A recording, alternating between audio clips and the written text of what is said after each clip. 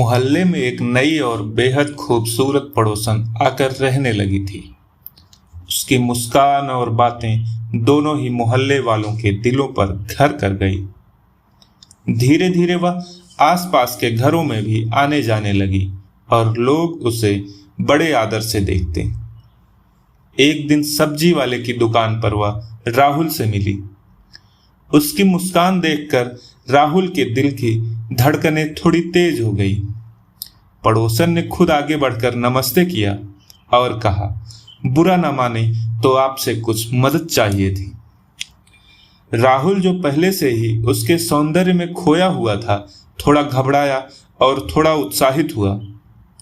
उसने अपनी मुस्कान छुपाते हुए कहा, जी बताइए। पड़ोसन ने बड़ी प्यारी आवाज में कहा, मेरे पति अक्सर काम के सिलसिले में बाहर रहते हैं और मैं उतनी पढ़ी लिखी नहीं हूं। बच्चों का दाखिला करवाना है, पर मुझे कुछ समझ नहीं आ रहा। क्या आप मेरी मदद कर सकते हैं? राहुल का दिल बल्लियों उछलने लगा।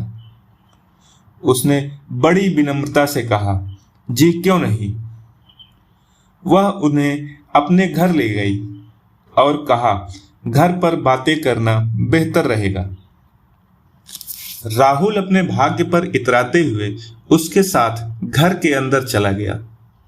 अभी वो सोफे पर बैठा ही था कि अचानक बाहर से किसी स्कूटर के रुकने की आवाज आई। पड़ोसन का चेहरा एकदम से बदल गया। उसने घबरा कर कहा, हे भगवान, मेरे पति आ गए। अगर उन्होंने आपको यहां देख लिया तो हमारी खैर नहीं। वह थोड़ी देर रुकी और फिर जल्दी से बोली, आप यह दुपट्टा ओढ़ लें और उस कपड़ों के ढेर पर इस्त्री करना शुरू कर दें। मैं कह दूंगी कि प्रेस वाली मौसी हैं। राहुल घबराया हुआ था, पर पड़ोसन के कहने पर उसने तुरंत दुपट्टा ओढ़ लिया और कपड़ों पर इस्त्री करने लगा। उसके दिल में एक अजीब सी बेचैनी थी, लेकिन पड़ोसन की सुरक्षा के लिए उसने सब कुछ मान लिया।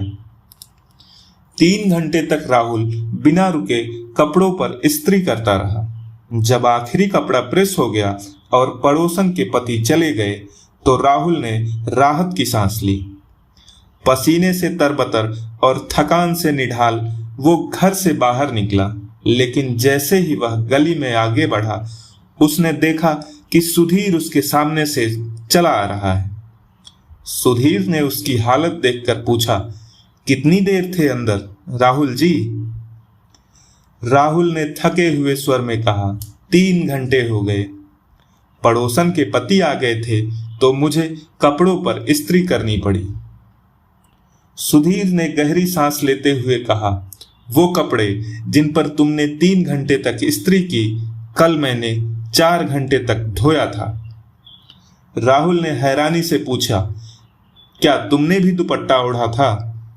सुधीर ने मुस्कुराते हुए जवाब दिया, हाँ। मौके पर चौका मारने के चक्कर में झाड़ू और चौका दोनों करना पड़ गया। इस वाकये ने राहुल को जिंदगी का एक नया पाठ पढ़ा दिया कि कभी कभी शरारतें महंगी पड़ जाती हैं।